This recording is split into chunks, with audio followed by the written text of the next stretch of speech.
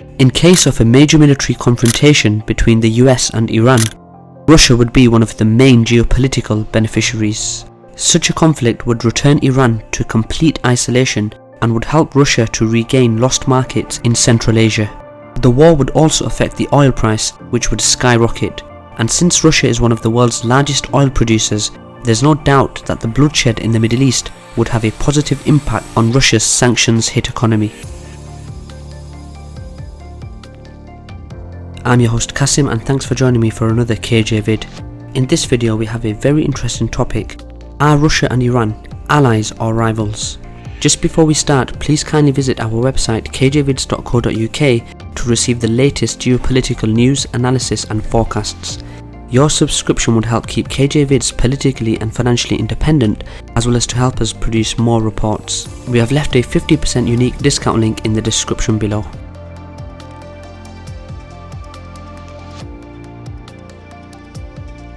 Although the Western media tend to portray Russia as an Iranian ally and a strategic partner, the two countries have a long history of wars, disputes and mistrust.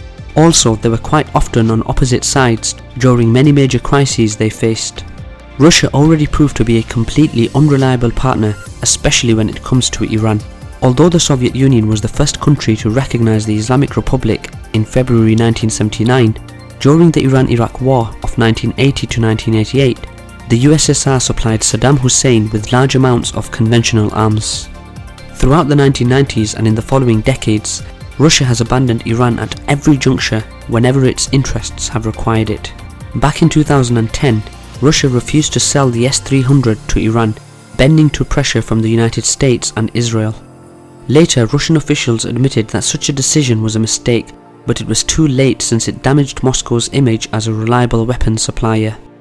Recently, Moscow has refused to provide Iran with an S-400 missile system, even though this request allegedly came from the very top of the Iranian political leadership. Kremlin officials explained that the sale would stoke more tension in the Middle East. In other words, Russia tried to avoid any confrontation with major Western and regional powers over this very sensitive matter. On the other hand, it's interesting that the Russians didn't hesitate to provide this weapon system to the NATO member state, Turkey. Russia is obviously playing a double game with Iran.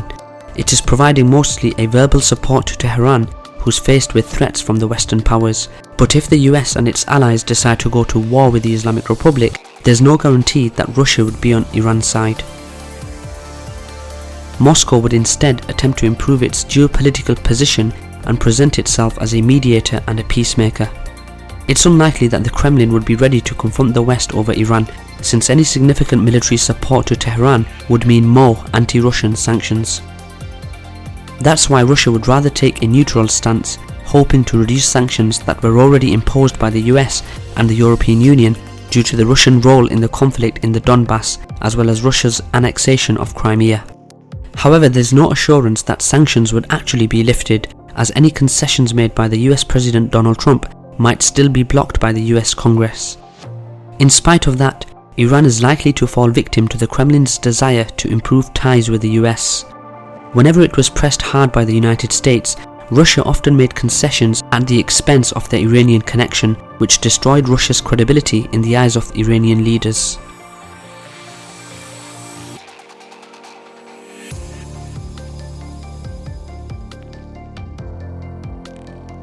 But Iran is not the only country that had to deal with Russia's unreliability. In September 2018, Russian Defense Minister Sergei Shoigu said in a television statement that Russia will transfer the modern S-300 air defense system to the Syrian armed forces within 2 weeks. Since then, Israel has conducted numerous airstrikes in Syria, targeting the Syrian Arab Army as well as pro-Iranian and Iranian forces. Either the S-300 is not efficient against Israeli air power, or Russia simply didn't keep its promise to supply Syria with the missile system. Apart from Syria and Iran, there are other nations that felt betrayed and abandoned by the Kremlin.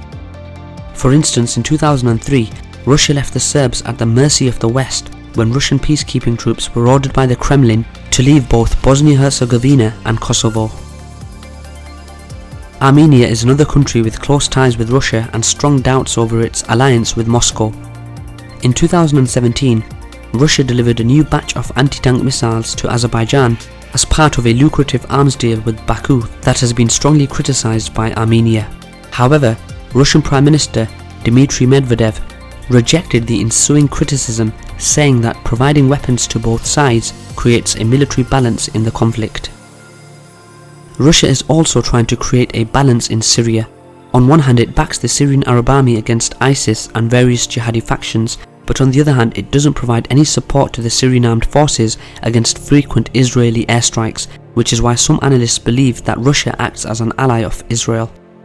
For the past few years, Tel Aviv has used its military superiority to hit at the different elements of Iran's military presence in Syria, including its proxies.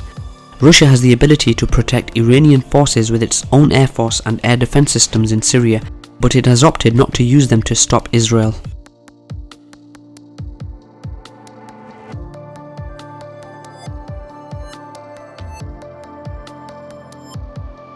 Along these lines, the Kremlin has historically used Iran as a counterweight or source of leverage to balance its relations with Western powers, particularly Washington.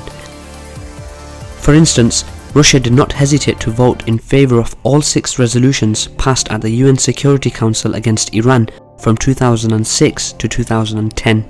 Also, Russian President Vladimir Putin stated that Moscow is not a fire brigade and cannot save just everything, implying that Russia cannot help Iran in its current tensions with the US. The Kremlin seeks to exploit Iranian vulnerabilities and regional challenges for its own advantage. In the short term, Russia could benefit from the current US-Iran tensions on areas that include expanding its foothold in Syria, increasing its oil exports in conjunction with Saudi Arabia and other OPEC countries, all at the expense of Iran. However, at this point, Moscow doesn't seem to be willing to further worsen its alleged partnership with Iran due to their common interests.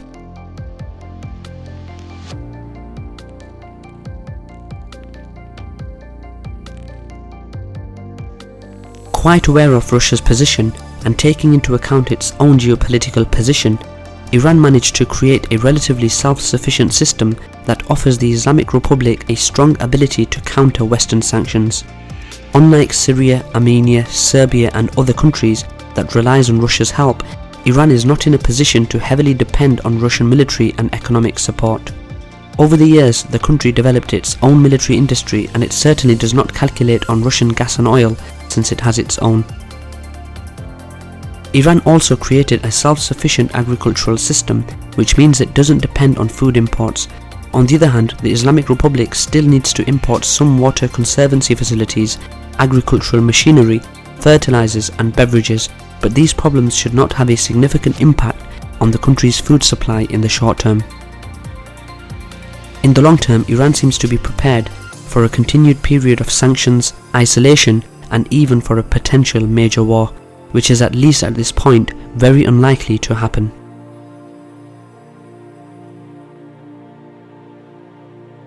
That's all for today guys, thanks for watching another KJ vid. We hope you enjoyed this video as much as we did, and we would love to hear from you in the comments below. What are your thoughts on Iran-Russian relations? Please don't forget to visit our website kjvids.co.uk and subscribe to one of our subscription plans. We have left you a 50% discount link in the description below. Thanks for watching again, and see you next time.